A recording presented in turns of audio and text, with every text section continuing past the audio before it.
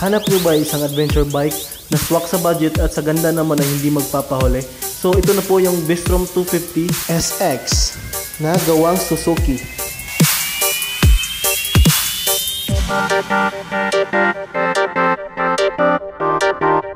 Good day everyone! So nandito tayo sa branch namin sa Mandawi, Quezon City. So may bagong pakilala ko sa inyo, isang Suzuki brand, which is ang Suzuki Bistrom 250. So halika, tingnan natin kung gaano maganda ang Bistrom 250. So ito siya. So ang ganda.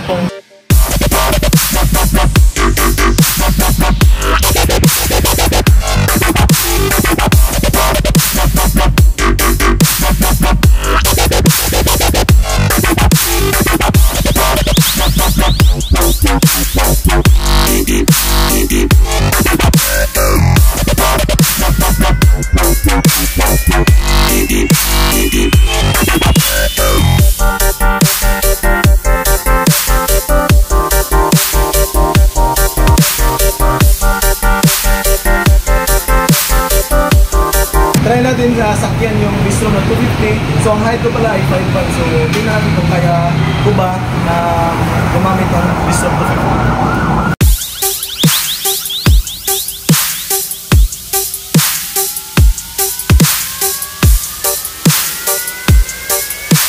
TikTok ko talaga dito. So feel ko naman na kaya lang ito drive dahil nga sa daan nito.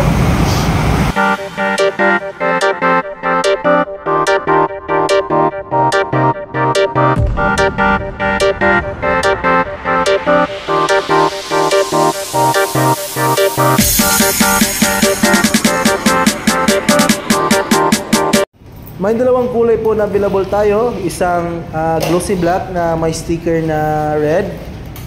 Yan. At mayroon naman tayong glossy yellow na may sticker na kulay blue. So yan po. Pili lang po kayo kung saan ang maganda yun na kulay. Ang SRP price pala ng Bistrom na 250 SX ay nagkakahalaga po ito ng 232,000. So sa tingin ko naman ay napakasulit talaga yung 232,000 mo dahil meron ka ng adventure touring na motor. So ang ganda, di ba? So sa akin naman is goods talaga yung presyo niya. So makikita mo naman sa kanyang looks ay napakaganda rin, hindi din magpapahuli. So alam nyo naman kapag ang Suzuki ang gagawa is ano talaga, matibay at saka subok na. So ito ay 23 model. So maganda talaga dahil yung model na to is napakabago. So ito naman yung panel gauge ng motor. So ito is ano talaga, hindi siya TFT display ano lang po ito, digital lang po ito. So makikita mo rin sa kanan is merong kill switch as a start button. Yan.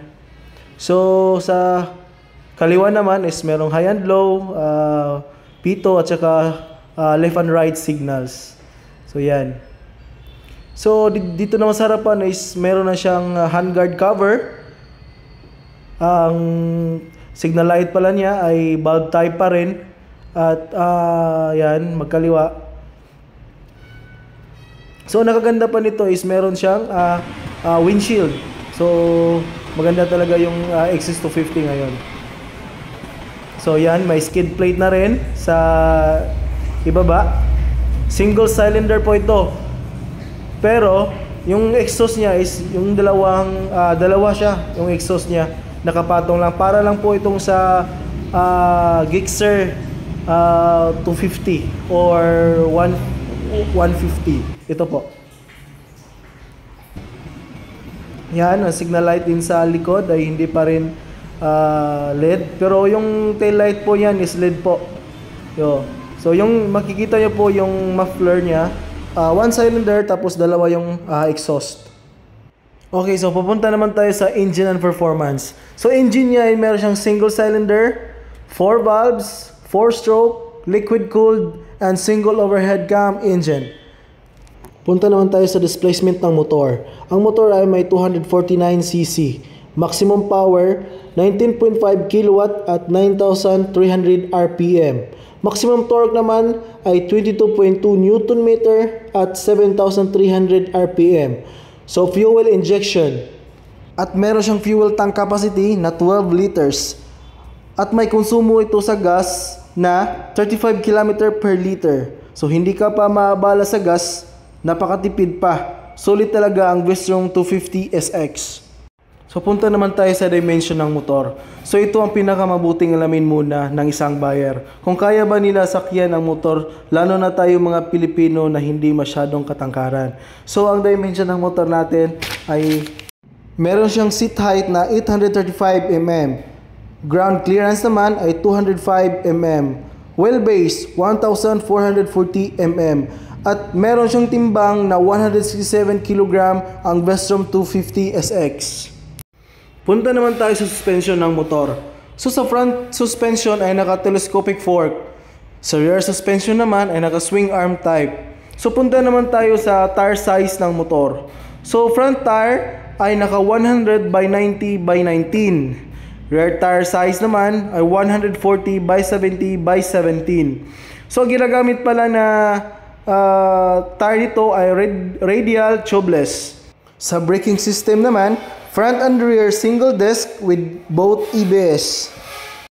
At isa sa pinakamagandang nalaman ko sa Vestron 250 ay mayroon siyang dalawang riding modes, road at saka sport.